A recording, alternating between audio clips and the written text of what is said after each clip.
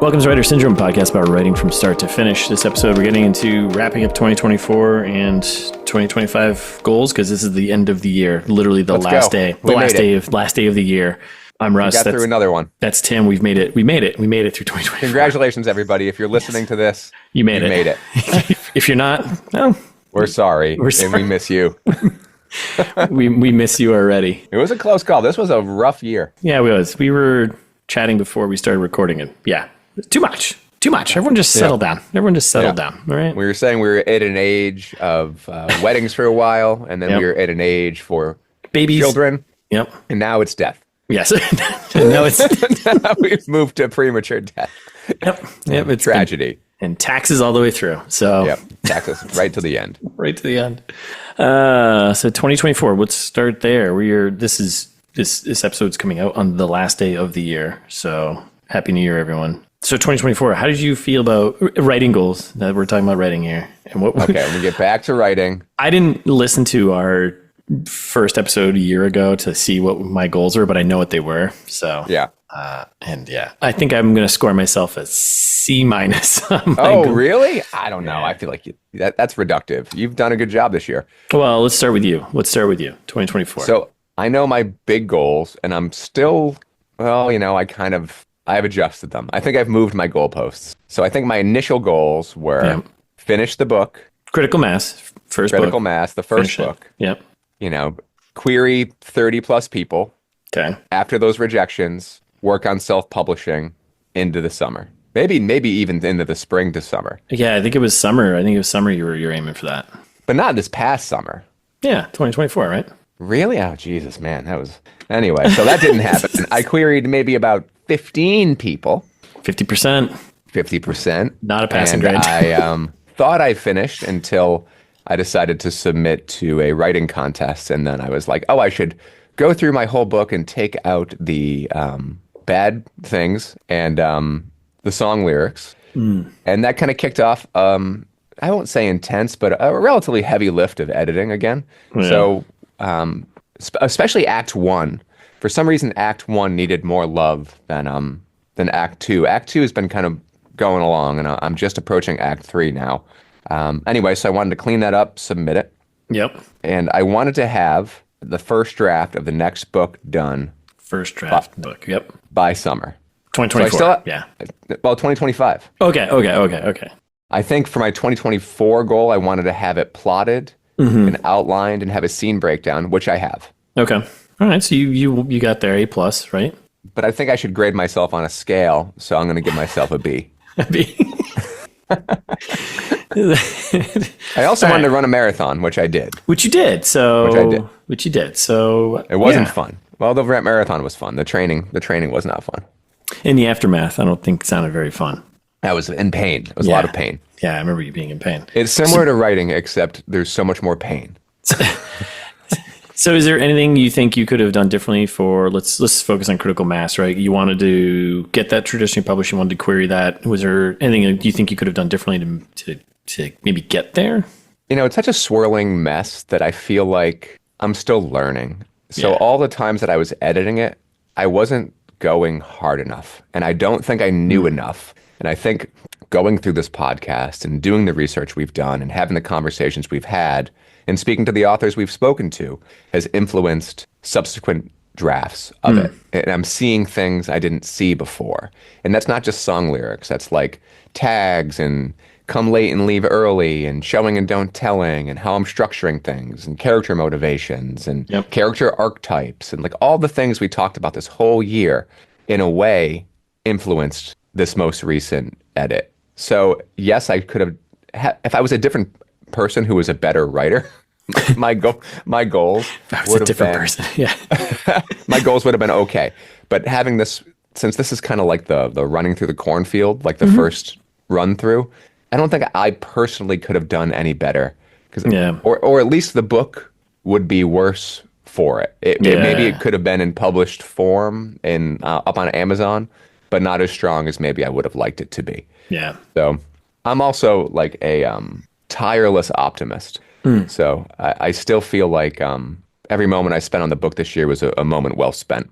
And there was a while where I was so excited for the new book, and the old book just felt like this old thing that I was just, I'd want an agent to take some interest in for me to look at again. And as that didn't happen, and I took an interest in it just in myself because I wanted to make sure I was putting my best foot forward for this blacklist competition. Now, with the querying, though, you said you had a goal to query out to 30 or so agents, right? Because you start with the agents, right? And then, but you only went out to 15. Did you lose energy because of the rejections, or did you just not your list? You started calling away. That could have been a planning issue. Whereas I queried everybody on my spreadsheet, and so perhaps my spreadsheet wasn't large enough. Yeah. And I'll tell you what, rejections don't feel nice. I understand that you have to continue to query and continue to get rejections. Yeah. But it's almost like applying for a job you're not necessarily qualified for. And you get like these kind of nice auto things. The podcast is writer syndrome.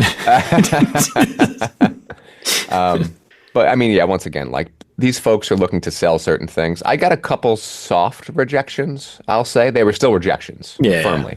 But there's one dude that I'm going to follow up with since he said the nicest mean thing I got.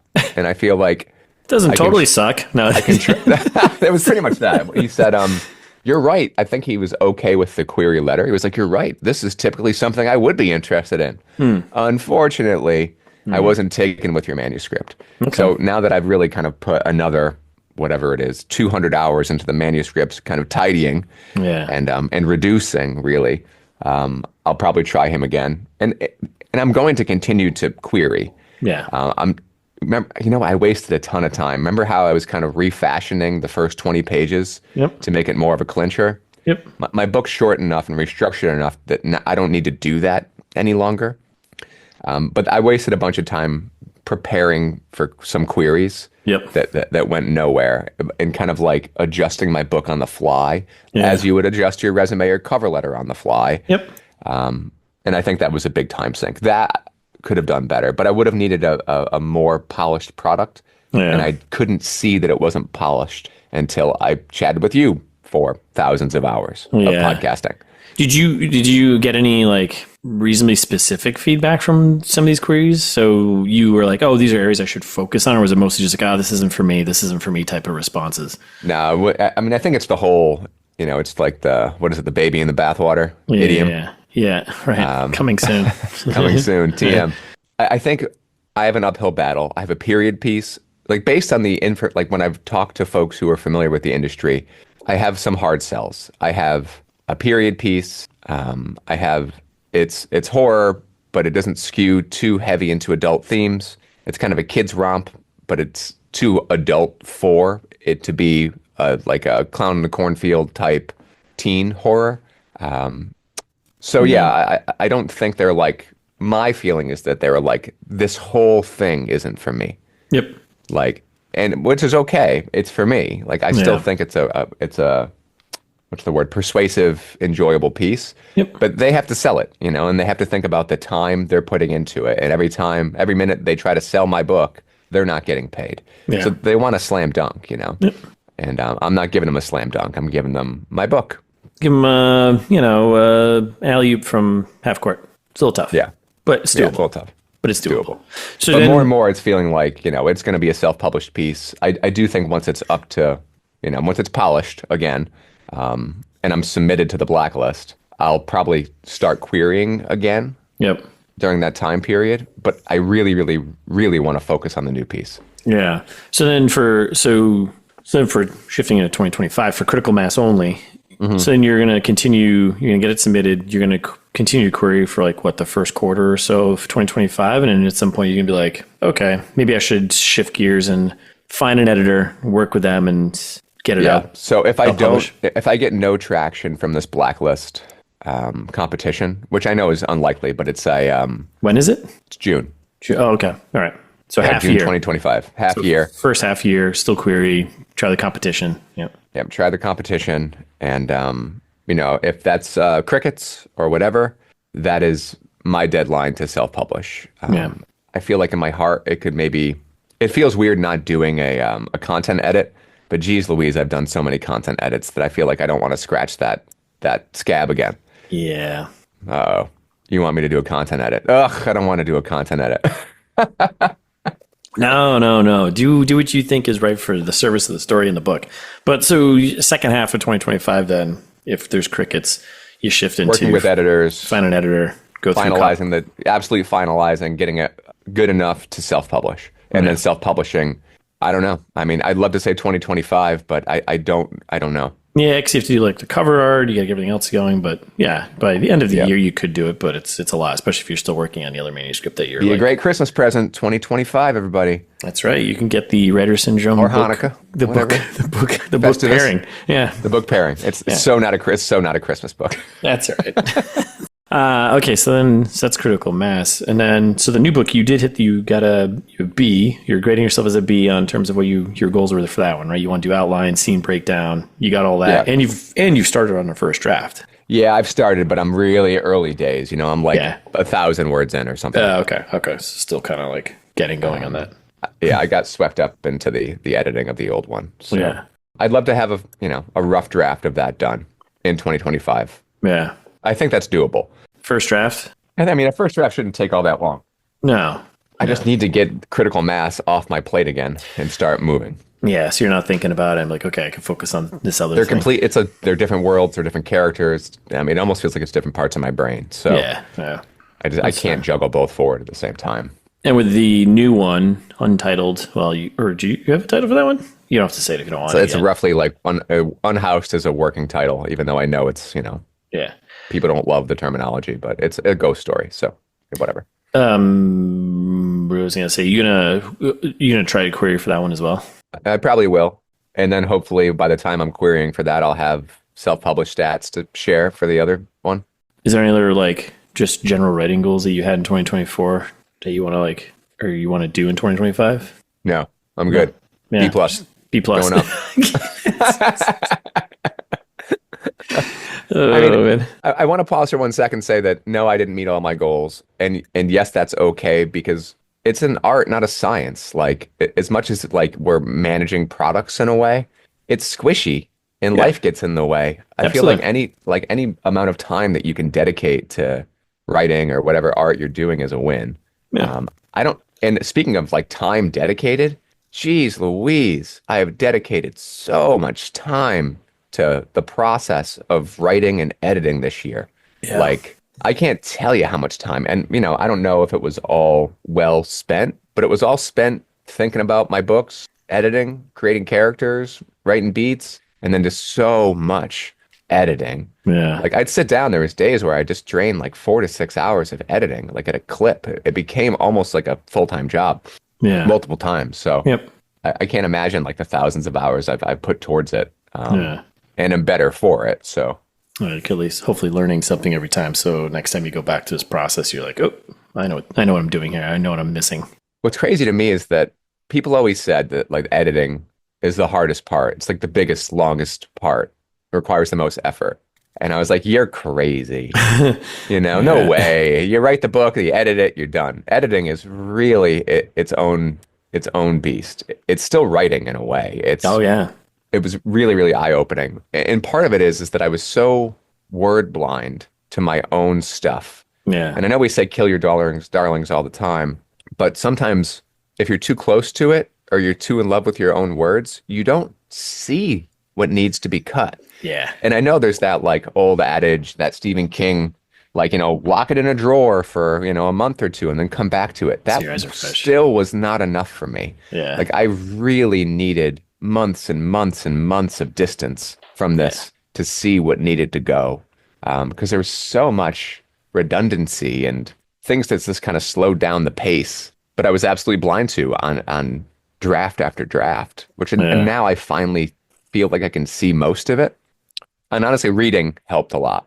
Reading other people's works and seeing, like what was doing. Fun to read and like what was like Jack Reacher's slog in the beginning where you're like going back and forth to places. Yep. Or what was like a brisk adventure tale like a Cormac McCarthy where, and I do think that the Reacher books I'm reading, I can talk about it later, but I'm reading Kill Shot now. It's way brisker. It's way leaner than that first book. Yeah. It's way, way easier to read and more enjoyable because of that. Yeah. Anyway, enough about me. How about you? How about me? Yeah, how you feeling about your 2024 goals? Where you landed? Let me see. I'm What trying were they? to. I think I had three big ones. One was break even on host. And Close, but no cigar. I'm going to rate okay, myself I'm going to give myself a C, solid C okay, on I'm that gonna one. give you a B plus. C plus, C plus. Yeah, dude, I wanted to break even on that one. As of right now, I've got just under 800 copies sold for a year and a half, and this year I You know, did. it's Christmas season, I and know, maybe I know. somebody on this podcast would like to help you break even and give the gift of host. Well, I got to sell 350 more copies in the next 2 weeks to do that. But so I'm close. But I mean, I wanted to break even, but I didn't do as much as I could have. I think with promotion and putting it out there, I just haven't quite found the thing that fits me to do to push the book around. Yeah. And that's also a whole nother bit of energy. And like, that's a part-time job to manage that basically, I remember you were thinking about you were going to do a newsletter, right? Newsletter sign up. You're going to. Yeah, I just honestly, the newsletter thing is easy, and I have one. I have sign up. You go to my website, you can sign up for a newsletter or whatever, and those do help. And those help for people who are probably already fans of to hear more about what's going on and maybe to share stuff. But it's just a lot. There's a lot, and I don't think I've really found the thing that I want to do. I mean, you've had a lot of luck with your Facebook ads. That's where a lot of your referrals are coming from. Yeah, honestly, I run a real simple ad. Honestly, it needs to be updated, which I'm trying to do before the holidays, but I've run the same ad since pretty much all year. Yeah. and it's worked, and low cost. I'm selling about a book a day, so for each month I'm getting anywhere from like, I think the lowest I sold was maybe 25 in a month, and the most was like 40 something. So it's like chugging along, and that definitely helps. I think building the ratings and reviews on Amazon and Goodreads has been helpful too. So yeah, a bunch of reviews on there and Amazon, like 70 ratings. It's like, over 4 stars. That's amazing. Yeah. So like those things I think help, obviously. I mean, did you expect to have that many ratings? I think that's wonderful. Like, not only like to have people purchased your book, read your book, you got 70, and 70 people on Amazon, 50 on Goodreads, who cared enough to sit down and write a review of it. That's pretty amazing. I only have 8 reviews on Goodreads, but I have like 50 ratings on there. And then Amazon, I have, 20 or so reviews and then 70 ratings. So yeah, still, it's great. Yeah. And it's like, once you start seeing people who I have no idea who these people are writing a review about it, enjoying it, it's like, okay, I've won. That's it. Success. Okay. I can move on with life. But maybe my goal was to break even. Didn't quite get there. I'm like 350 copies short. So at the pace I'm going right now, I got one more year to break even. But so what is that? Like, you're like 75% to your break-even goal? Let's see, probably a little less, 30, 60. Yeah, about 70%. All right. So, yeah, not bad. Not bad. Yeah. And then, like they say, you finish your second book is the best marketing for your first book or your last book, right? So, not quite hitting it, but close. And what doesn't help too, right? Is that, and I deal with this at work all the time. You got to spend money to make money, and it's a gamble. So like, maybe you want to go do Amazon ads, but you also don't want to go in the hole further, right? So how do you balance that? Like, how do you price it, and then have an ad campaign that's not going to put you in the hole? And like, yeah, sure, maybe you sell 1,000 copies, but you spent 2,000 copies worth of ads, Yeah, and it's like, is that enough? So it's like, it's a game. It's a little balance game. It's something that, like I said earlier, you have to, especially if you're running ads, like you really gotta be in tune with it, and you gotta be sticking with it and paying attention to it. The ad I set it up and I let it run. It definitely needs to be refreshed. It needs, I need to do some new creatives for it. Yeah, it's worked, but I think there's other things I could have found. I think 2025, it's weird next. The book's been out for a year and a half, and it's almost kind of like, let me just set up an ad and kind of set it, forget it type thing. And, I'll do a little bit of a push for hosts, but year and a half, it's like, all right, you know what? Let me just focus on book 2 and get that done. Right. Because like I said, like people who have read hosts are like, oh, when's the next one coming out? And it's like, okay, that's cool. Soon. That was one big goal. The other one was to finish and publish book 2. And publish. Not even close. Yeah, not even close. That was that was a stretch. I was pushing myself on that one. I think, right now I'm only 50% through the first draft. So, which is not, I'm not even close to finishing and publishing it. But Yeah. I knew that was I knew that was like aggressive. And I think even we've talked about it throughout the year. Like I know it's kind of pushing it, but it's like, I'm just trying to push myself to keep consistent. And So you're at what? You're at like 40 to 60K words or so? 50. 50K? Yeah. Great. I'm aiming for the first draft to be 90,000, knowing I'll probably end up cutting that down to about 80,000. That's a perfect amount I want to be. First book was 71, 72. It's just under 300 pages. So I want to be in like the 300 to 350 page section for a book. That to me is a sweet spot. So yeah, I didn't hit that one, but I'm not like it's not breaking me up. It's just like, I set this goal for myself. It was a bit aggressive. But I think 2025, I'm going to maintain that goal. 2025 is like, finish this first draft. Let's get it edited and get it out. When? Not sure. Sooner the better. Yeah. So I'm going to stick with that as being my goal for 2025. And I think that's totally doable. And then also for 2024, I wanted to have at least an outline. I think I might even set a first draft of a third book. And oh my God, really? Yeah. Man, you think a lot of yourself. Yeah. No, I just gotta just do it, just need to, if it's something I want. That's such an amazing amount of work. Yeah, it is. But after doing the first one and then going through it once, I was like, okay, I know these things I can do. But then, you realize, like life gets in the way and stuff gets in the way. Life gets in the way. And you're still moving significantly faster than you moved on the first book. Yes. Oh, yeah. Yes. There has been learning, there has been time saving. Oh, absolutely. My prep stage, my pre-production stage, if you will, like before writing, like that moved a lot faster. Thinking about the endings, thinking about second acts, thinking about the beats, knowing where things are going to go, thinking about more of the story structure, making sure that whatever I open up with is answered at the end. Like I've got all that in my head and I've got it there. So that process is much faster. And I can see where you're coming from, because there's so much stuff that you had to learn on the fly the first time. I mean, not only the self-publishing, but you had to identify an artist for the cover. You had to track down an editor. You had to review editor samples, proofing samples. Yeah. All that stuff is in the bag this time. So I can see how you would think that you'd be able to save months and months of time. And I think at the end of the day, you will save time. Just not. It's gonna be different. Yeah, it'll be different. Yeah, like the first book took me 3 years to get out. This should be still in half. Like I've been working on it for about a year on and off. I would say, honestly, I've only been working on it for 6 months, really. You'll probably have your second book out before I have my first. So there you go. Most likely. No. Those are my goals for 2024. I think I would have been happier if I had at least finished first draft of the second book by now. Like that made me happy. And I know where I kind of flubbed up there, and I wish I had finished at least a first draft, but you know what? I see it and it's like, okay, now how do I adjust and fix that for next year? Which brings me to 2025 is next year. Like I said, I want to finish and publish the second book. I'd like to have an outline, not be so aggressive. I want to have like at least outline, scene breakdown for book 3 ready to go by the end of the year. Yeah. That's totally doable. I can already see how the third book's like, I can see probably 60% of it. So yeah, I think that process is totally doable. Stretch goal would be like having a first draft of the third book done, but I'm not going to put that pressure on myself. And I think going back to like basics, like overall writing more consistently. I think that was my problem this year. I'd have like a week and a half solid, like knocked out 12,000 words or 10,000 words or whatever. And it would dip down to like 3,000. Then it would come back up to like 4,000. Then it would dip back down to like 500. Then it would be like 2 weeks of no writing at all, which I'm like right in the middle, which I'm right in the middle of now. It's like, not like that I'm writer's block or like that. It's just, life is coming up and I'm not making the time, which I could do, it's like, there's blocks I need to be setting for myself. So I think being a little more consistent in 2025, being like, if I can only write 3 or 4 days a week, that's okay.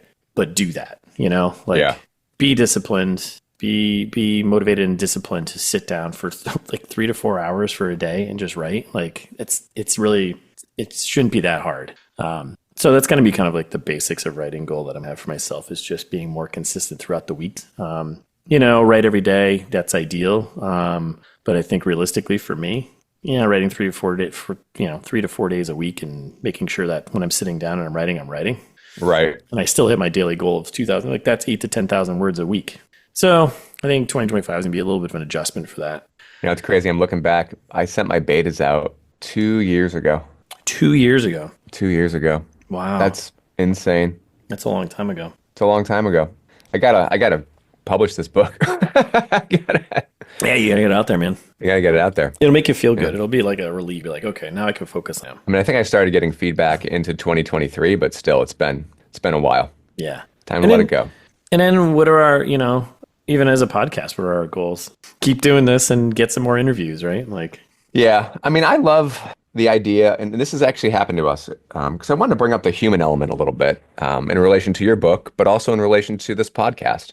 We've gotten some really nice feedback from people who have seen themselves be inspired from listening to this. People who counted themselves as writers or, shadow artists who have come back to it after listening to us ramble. And to me, that means like the absolute world. If you can, break out of the bubble a little bit and, inspire somebody to do something probably better than we can do, that's amazing, right? Like that's my goal, is that through us going through this process and doing the research we're doing and writing the books we're writing, if we can help others create more art and share it with their networks and their friends and the general public, that's a win.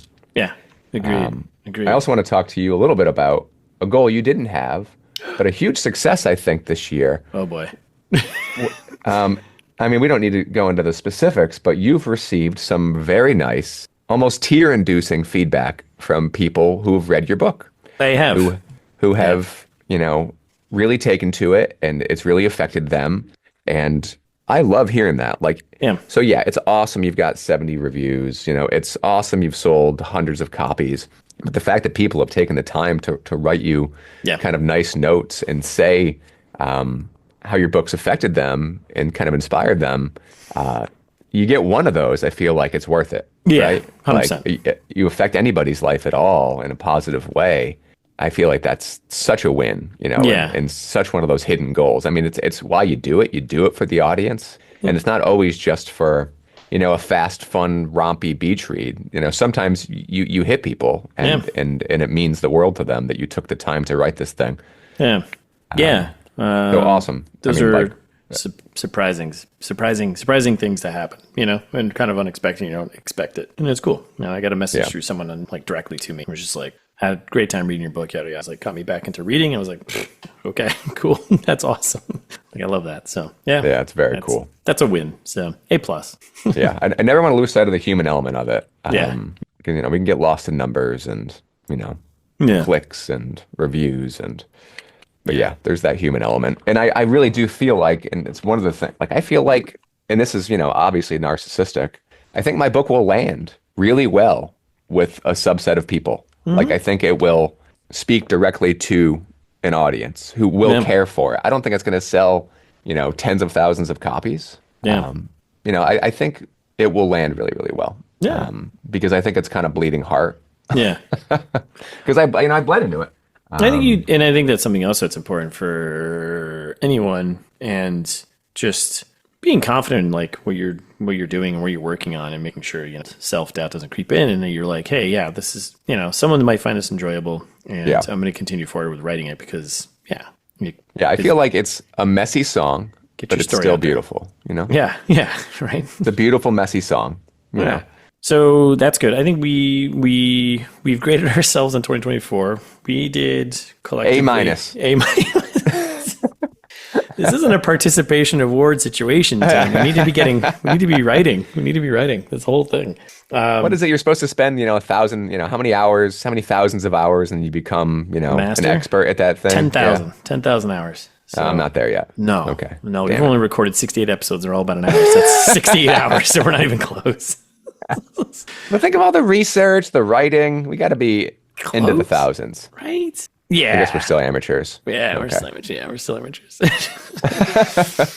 But I think for the podcast, I think also, like I said earlier, our 2025 goals for this, I think we definitely want to get more people on to interview. So that's something we're going to push, because the conversations we've had with people have been fantastic, I think. And we've had great guests on. Just learned from people, which has been awesome. So I think that's going to be kind of our push for 2025. We're also introducing a new topic, episodes. Yeah, topic. Sure. All those things. All that stuff. We're going to do, we're starting to get into idioms. every once in a while we'll kind of dive into a particular one, and I don't know, just talk about it because it's The kind of fun. history, Yeah. how many times I used it in a book. Yep. If it's still okay to say, some aren't. Probably not. Probably Yeah. not. So, kind of a fun way. We were just talking about over the last couple of weeks. It'd be kind of a fun topic to dive into. So, and how it relates to, I don't know, whatever we're doing. So, yeah. So I don't know. It was good. That's all the goals for us. And everyone should go put your own goals down. Hey, maybe we have a Go goal do them. to post more frequently on social media. What do you think? Is it Blue Sky? Is Blue Sky a goal? I signed up for it personally? I'm on there. Yeah, I mean, so did I. I'm on there. I don't do anything. I don't either. Threads. I don't do anything on there either. I scroll through Threads. I'm like, what is this place? What are all these places? Just dumpings for bots. Yeah. Honest to Garbage. God. Yeah, we'll do a little more. That's a Maybe. stretch. That's a stretch goal. Oh, dude, maybe we need an intern, Oh yeah. Let's an get it. unpaid intern. If there's any interns out there that don't work for We us, offer college credit. I think so. Right? We've been doing this long enough. 68 episodes. Yeah, so some of those are, we're not going to call those promises, just goals for ourselves. But all the listeners and people out there who are also writing, you should set some goals and just go do them in 25. Get them done. That's it. Simple as that, right? Yeah, set some goals. It's okay if you don't make them all. You can grade yourself on a scale like I do. A curve that is always going up for us. A plus. A plus for everyone. Go for it. Great year. We made through. We made it through. It was a close one. We're back. We survived. So what are you watching, reading, playing, anything? I am reading Kill Shot by Lee whatever Child. that pseudonym is. Yeah, Lee Child, Jack Reacher, Gene Reacher. It's better than the first one. Okay. It's written pretty well. Good. It's similar. I guess they're all the same setup where he's just homelessly stumbling into Yes. situations, Yes. and then he almost gets arrested and Yep. beats people up. Yes. It's very much, those books are very much, and this is probably a topic we'll get into, is coincidences. Those books are all fire up with basically one coincidence that happens to hit him. Oh, all the happenstance stuff. Yeah. And then, I mean, there's like that first book, there was like, everything was happenstance and coincidence, but Yeah.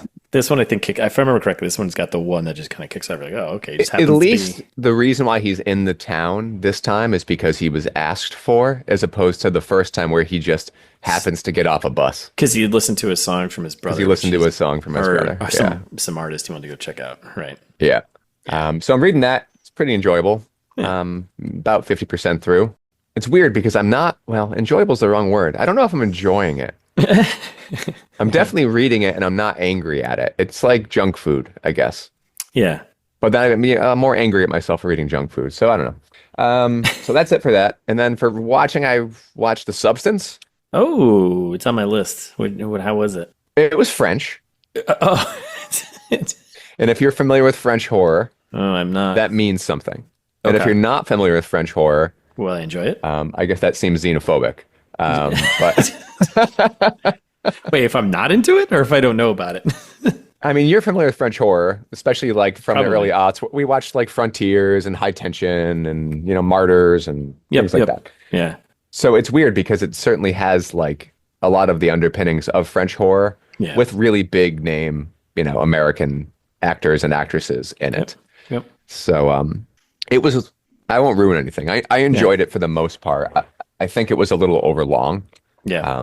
By about 40 minutes. Okay. And it's weird. As much as I really don't like books about books. I don't like songs about songs, and I don't like movies about movies. And this is one of those like movies that's about the industry, isn't it? the industry, yeah. And even though it's not necessarily the movie making industry, it's like TV aerobic industry or something. It's obviously like an allegory for fame and for Hollywood and beauty, as much as like maintaining La La Land is. It's like it's that kind of, I don't know, allegorical tale to show some critique on what we value as a society and what Hollywood values as an industry, which will never change. Which will never change. But it was fun, and it was certainly cringe-inducing, and everybody gave good performances. So I definitely give a thumbs up. Okay. I think there was so much buzz around it that maybe my expectations were a bit too high for it. Yep. And honestly, here's the wacky thing. Had it been French and had it been subtitled, I probably would have enjoyed it more. Interesting. Because it felt like Hollywood does French movies or something. Yeah. It's like whenever Genet comes over and does like an American film, you're like, I don't know. Is that I a like eight? Is that an A24 or a Neon? neither. Neither. No, but it definitely operates inside of like not the A24 realm, but more like the Neon realm. Yeah. I watched it on a station. I don't know if it was Fubu or Mubi or whatever baloney streaming service there was. Baloney TV. It's Yeah, gonna baloney. that's gonna be our new streaming service. Baloney TV. Yeah, so I don't know if they must have funded a piece of it. So Huh. I did this free subscription and then immediately canceled. Canceled. See ya. Anyway, but yeah, that's it there. And then playing? Yeah, not really. Call of Duty. Did some Astrobot with the kids. It was fun. Smash Mouth. Okay. Nice. It's nice. How about you? What are you reading, watching, playing? Oh man, quite a few things all at once, which is probably why I should be writing more. Yeah, not doing all these things. Reading, let's see, I finished The Science of Storytelling by Will Storr, one of my 2 craft books of the year. It was really good. I really enjoyed it. It's definitely leans into more of the neuroscience and the psychology of human interactions and our motivations tied to storytelling. And I thought that was really, really kind of fascinating. And yeah, it was really good. And then he's of course got his own, as everyone does, and he even calls it out. He kind of calls himself. He's like, of course, I'm not gonna like try and step on like Save the Cat and all these other beats and story structure things, but I guess here's my own. But it was focused more on character and character building versus like entire story. But he still kind of was like, hey, 5-act structure, kind of using the Truby Big Five structure guy. Okay. Yeah, I so it mean, was good. do you offhand, can you label the 5 parts? No, he just had him as like 5 acts. He was just like act 1, 2, Oh, 3, 4, really? 5, and then was just kind of like, yeah, they weren't like specifically labeled in any particular way. So I'm so naive, I thought like most things were 3 main acts and then maybe there's sub acts, but they're like, I don't know. Like, because Jill, my wife, is writing like a 4-act movie, and I'm like, Yeah. it breaks my brain a little bit. yeah, I mean 3 act is kind of like the standard, but 5 act I think is used a lot in TV. Interesting. And yeah, I think there's like, if you break up like the Save the Cat stuff, like that 3rd act has got 14 sub acts or something like that, or sub beats or whatever. I think like a lot of those are kind of grouped together into like the 4th and 5th acts type of thing. So they just Right. like give it a more like higher level structure. So anyway, you slice it, but the focus is more on character, which I thought was interesting and really good. So I recommend reading those types of books. Nice. I should probably read more of. I mean, that should probably be a goal. I don't think I've read any kind of process of writing book for 20 years. Yeah, I mean, well, no, you mean you read Save the Cat, so I mean, right? Yeah, I feel like that's like so. What's the word for it? Like, it's for everybody. It's not an Yeah. in the weeds book. It kind of makes it accessible Yeah. in a way that I think maybe like McKee's story isn't. Yeah. I should do 2 a year. That's my goal. Is at least read 2 a year. And my goal of reading a book a week is blown out of the water. I got a 50% on that one. I think I read 20. Well, by the end of the year, I should read like 25 books. But That's great though. I finished A+. A plus, right? A plus for A plus for you. Look into your chair. A plus. I finished The Passenger by Cormac McCarthy. Yeah. That took me a bit. That was the meditation on death one. yeah, and I'll say I enjoyed it. I don't think I loved it. It was Cormac McCarthy towards the end of his time writing a book. I don't know if there's a second part to it. I guess Stella Maris is like the book 2 because they were kind of paired together. So I hear that one's a laugh riot. yeah, that one. Yeah, that one. Jesus, that one I'm going to tackle at some point, but I'm not in any And were rush. they autobiographical? Is that what that felt like to you, or no? I don't think so. I don't think so. I mean, a lot of his books kind of have a little bit of him and his adventures through life, I think. But Yeah. some, not all. But I also think a lot of them are just him thinking about something about him or his family or something and having a story together. Like, right, The Road, I think that was, I had this vision of looking out into the wilderness and thinking what the world would be like, blah, blah, blah, for my son. If nothing was out there, something like that. So He just got wasn't he almost canceled like a couple weeks ago? he's dead. I know. That doesn't stop anybody. Jesus. Maybe there's a statue somewhere. I don't know.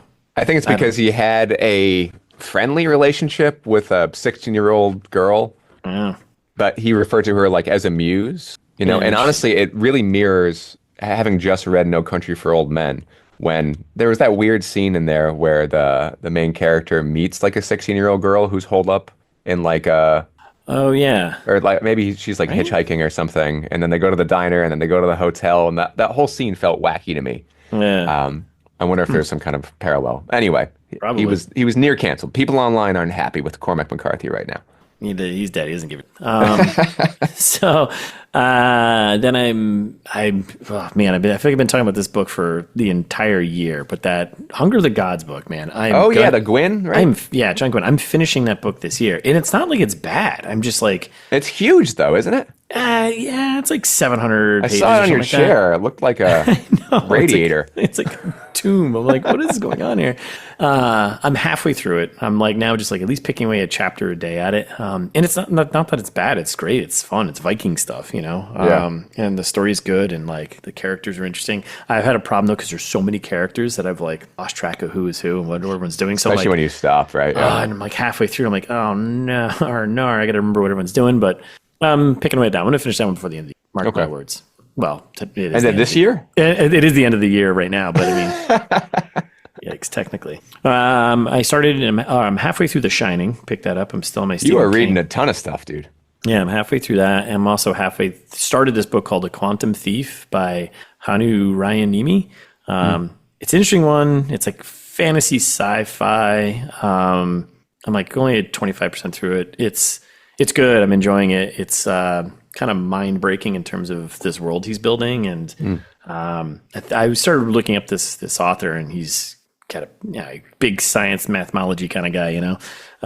So it's very heavy and kind of like these math concept stuff. So, but it's basically a story about do some heisting. I was like, this sounds like fun. It's weird because it bounces between first person and third person. Mm-hmm. Interesting, and it works. Is it the same character? Yeah. So interesting. Our protagonist is in first person. The thief is in first person throughout, and he's got two other characters you're following so far that are all in third person. Interesting. But it bounces back and forth pretty seamlessly. Like I'm not lost. And No country does that for pieces. Does it? Oh yeah. Because it's kind of a storytelling, right. from the old sheriff. It's short, I feel like it's, maybe a few pages at a clip, but yeah. So that's it for reading. Watching, I rewatched. My partner here, she had never seen RoboCop, so I was like, "You got to watch this awesome movie called RoboCop." Yeah, was she expecting the level of 1980s violence from it? I gave her a heads up, okay. And she loved it. She was like, "This movie's great." She was laughing at all the things that are like ridiculous in that movie, and then she was also like the whole scene with like he goes back to the house and it's empty and he's finding photos. She's like, wasn't expecting this to have like this heart to this movie. And she's like, yeah, this better not end the way I think it's gonna end. I was like, it probably not. And she's like, this movie is awesome. I was like, yeah, I know, it's great. Oh, cool. And then, of course, I'm going back to my old Yellowstone season 5 party there. You're back. Another problem on the ranch. I gotta finish it. I gotta finish it. Is there like driving action? Is there an act problem? Okay. Yeah, this is final showdown. This is the wrap up of this finale. So they still on the ranch? Yeah. Is the ranch okay? Is there a problem? Oh yeah. Oh no. There's always a problem with the ranch, Tim. They need Jack Reacher to get off a horse randomly. Yeah, right. What if a bus just pulls up and Jack Reacher hops off? Pulled up to a ranch in Montana. Looked like they needed some help. Brought my brother. They got great pie here. Brought my brother Gene. So again, watching that, and then playing. I've been playing video games again, which I probably shouldn't be. Probably should be writing, but whatever. I finished that Spider-Man Miles Morales game finally. What a good game! Great game, a lot of fun, ton of fun. Yeah. Crushed it, absolutely crushed that. Plugging away at the Call of Duty campaign, which I enjoy. I'll hop on multiplayer for a little bit and then get really annoyed and delete the game. Nice. And of course, sticking with the RoboCop theme, I'm playing that RoboCop Rogue City game, which is just stupid fun. But nice. That's it. So, all right, good deal. Yeah, a lot. I give this podcast an A+. Just dishing them out today. I'm dishing them out. Just dishing them out. Good job. Yeah, good job. Good job, everyone involved. Good job, everybody. Internet. Happy New Year. Happy New Year. Listeners, go set yourself some goals and go do them, all right? Go do those goals. Yeah, after the champagne. So I think that's it. I think we're done here. That's our episode, right? That's it. Thanks Happy for listening. New Year. Yeah, thanks for listening for 2024. Join us the next episode. We're going to get into idioms, our first episode of the first year. We're going to pick one. You'll find out when it comes out. So I love it. If you enjoyed the episode, share with a friend, follow us wherever you listen to podcasts, and give us a review because we are growing. We are growing, and we want to grow faster. And if you're an author who wants to be, interviewed, or know an author that wants to be interviewed, hit us up. Yeah, you can find. You can also find us on Instagram at Writer Syndrome Books, which we are making not a promise, but a goal of maybe posting more on there, ish. Question mark? Question mark. But you can find all our episodes, contact information at writersyndrome.com.